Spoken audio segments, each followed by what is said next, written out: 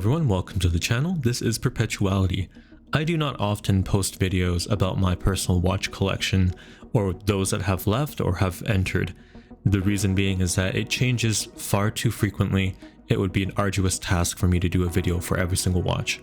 But this Aqua Terra Worldtimer from Omega has been one of the watches that have left a proverbial hole in my collection and my heart for collecting watches. Let's get into the reasons why I think it's the greatest Omega watch that has ever been made, and why I decided to go for it and subsequently let it go. As with anyone that starts off collecting watches, they can't go too far without being mentioned the Omega Speedmaster. And I had previously owned a 3570-50 Hesalite Speedy. It was a short-lived dalliance, and I never got along with the Hesalite Crystal. It wasn't in the greatest condition, the example I had either. So I looked at the newer examples. The Sapphire Sandwich Speedy, I had thought about bringing that back or bringing one into the collection. There was about a $2,300 price difference between the two watches of the Aqua Terra Worldtimer and the Omega Speedmaster brand new. And at that point, it was when I met my friend who did own the AT Worldtimer. It wasn't on my radar, but after speaking with him, seeing it on his wrist, which he had a similar sized wrist to mine, I always had felt the watch was far too large, but somehow trying it on, it worked. I loved how special it felt. And despite that price difference, I began my search into the pre-owned market for my own AT Worldtimer. There's about a $1,000 to $1,200 difference in the used market between both watches. And for the money, the Aqua Terra being on the cheaper end compared to the Omega Speedmaster at the time, it was a no-brainer. I found one at 40% off retail, which was in the pre-owned market. I owned that AT Worldtimer for the better part of a year and a half, and I only subsequently let it go because I had a dress watch craving. I wanted a Jaeger-LeCoultre Reverso. That was a grail of mine. A deal came up I couldn't pass up, and so I let the watch go, got the Reverso in, and I regret it. That AT Worldtimer was a conversation piece with everyone I've met. They all love the globe, the colors, and the presence, and so did I. The main criticisms of this watch and why many dismiss it have to do with its 43mm wide size with over 51mm lug-to-lug length. It is a large watch and it will not excuse itself for being so. However, the sheer scale of this watch lends for one of the most appreciated elements, which is that grand dial. More real estate for the dial is because of the size of the watch alone, and I have to say, this is Omega's finest work. Let me explain why. The dial of this watch is its main party favor. It is a feast for the eyes, a sensory experience. Omega has been well known for its high technology and artistic creation using said technology to push the envelope of what's possible for watchmaking. And I have to say that through the process of laser ablation, they have managed to peel back the contours and shapes of the continent to separate the ocean behind it within the epicenter of the dial that you see here. Around the detailed work, you will see that there is a night and day ring with numerals to denote the world time reference. This is one of the most fantastic dials that I simply cannot tear myself away from. Having handled many watches over the years, it is Omega's finest work. The existence of this channel would not be made possible if it were not for sponsors like Aublick, whom 3 years ago had sent me a watch stand to check out. This is a high quality piece made of CNC aluminum, soft leather materials. It is a double stacked layered system where you can have two watches on the same stand, and they're back at it again.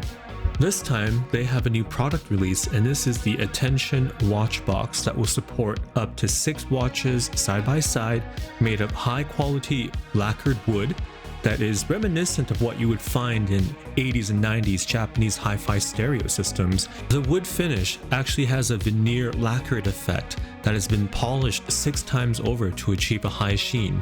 It's a perfect complement to the aluminum, and that lid is actually supported by a high quality Japanese dampened hinge that will give you a very pleasing solid thunk as you open and close it. Now inside you have M-shaped cushions that will deform and compact itself to support a number of watches and different sizes. I find that Rotating through watches throughout the day is a ritual for me, and having a place that's dedicated to store all my watches makes that decision process part of the thing I look forward to in the day. And definitely it is a high quality piece that should look at home, right next to your high-end stereo system or your MacBook or your office space, wherever that might be. Consider the Alblick Attention Watch Box. The link is in the description below. In referencing the world time, you will be using the outer extremities of the dial, which has been carefully printed with all the cities around the globe. A very nice touch is that Omega has marked London in red to denote Greenwich Mean Time or UTC, a nice nod to the dual time personality of the Omega Aqua Terra Worldtimer. A very well thought out design is the indices, where they are pointed inwards to draw attention to the center of the dial, kind of like a bullseye effect. The shape of the indices remind me of shark teeth. I think this is a fantastic way to draw the eyes, and also they're very well done in the manner of speaking at a macro level. Just look at the different level of surface treatment within the indices. Alright, confession time. I find that Worldtimer watches on the average are not easy to adjust, set, and to read the time. It's rather interesting because I tend to err more towards the GMT watches, where you're able to reference 2 time zones, possibly 3 with a rotating bezel, 24-hour that is. But Worldtimers, I can see the allure to them, being able to see all the cities at one glance, and if the watch is easy to adjust and set, it is just icing on the cake. And this is exactly what Omega has done. Let me explain how to use this Worldtimer. Here we have the watch with the outer extremities of the dial indicating the different cities that we can reference to world time. Athens, Moscow, Bangkok, Beijing, for example. To adjust the time, we first have to note the inner rotating Hesselite ring with the night and day cycles. They have the hours imprinted on them for you to reference the world time. We will pull out the crown, and first position is to adjust the travel time, which is the way that the hour hand could move back and forth, while remaining stationary is the minutes. So we will go straight ahead and adjust the world time to our local time, looking at the inner rotating Hesselite ring, where it indicates my local time is Mountain Standard Time, so it's Denver, and that's 1900 hours, thereabouts. Now that we've done so, we can click the watch back into the first position, the crown that is, and then we're able to pull it out, and now we're going to advance the minutes to just over at the top of the hour. Now that we have dialed in the world time to synchronize with our local time, we're able to now adjust the hours by pulling out to the first position and then advancing either forwards or backwards. In this case, we're going to move forwards to exactly 7 p.m. At this point, the watch is considered to be synchronized, and we're able to reference the cities and the respective time within those cities by looking at the inner ring. So for example, it's dialed into 1900 hours, which is equivalent to 7 p.m. And if I look across the board to over to Tokyo, it is just about 11 o'clock. So I find this one of the easiest Worldtimer systems or movements to actually adjust and read. Kudos to Omega.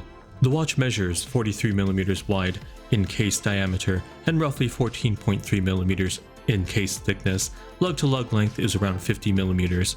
It is entirely brushed from the side flanks of the case.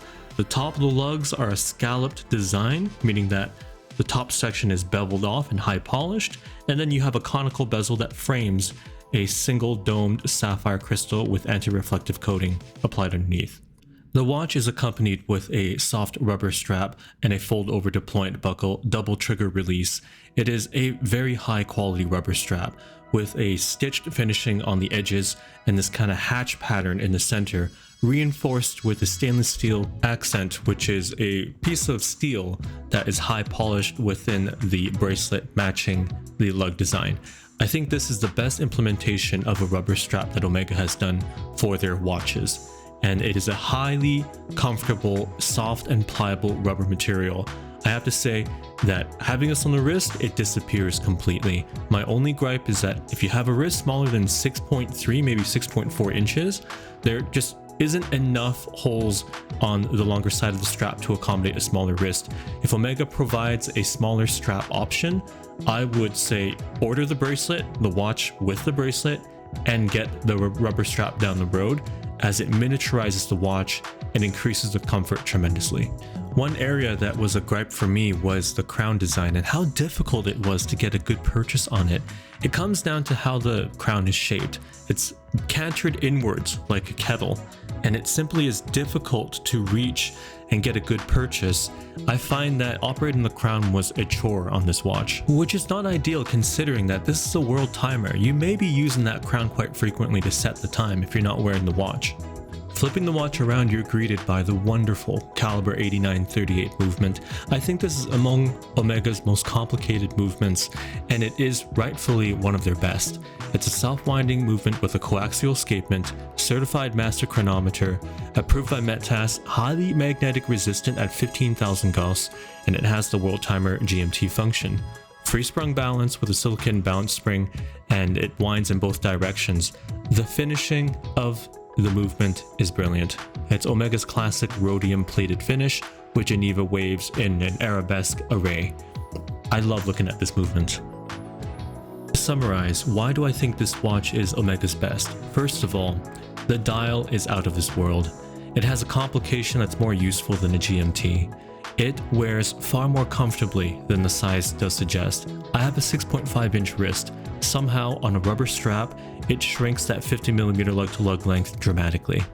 I find that the elements of the dial, the engagement of light that you get from observing the indices reflect thereabout catching light, it is just an exercise in presentation. I would recommend this watch for anyone, and I have my regrets moving it on. It just happened to be another watch I've been eyeballing for a number of years, has come up, and the deal's just too good to pass up. I would highly recommend this for that perennial GMT world timer aficionado, or someone that just wants a really nice watch. Thank you for watching. If you liked the video, please leave a comment and consider subscribing for more content.